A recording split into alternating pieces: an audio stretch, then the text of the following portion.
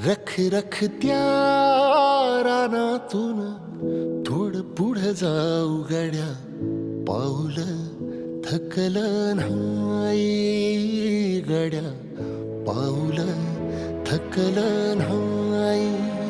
सुकलेल्या भाकरीला पानसंग खाऊ गड्या, पाऊल थकलं नाही गड्या, पाऊल थकलं नाही. झालो बरबाद जरी बसला घाव उरी, कलेची आग सार जाळून विजाईना.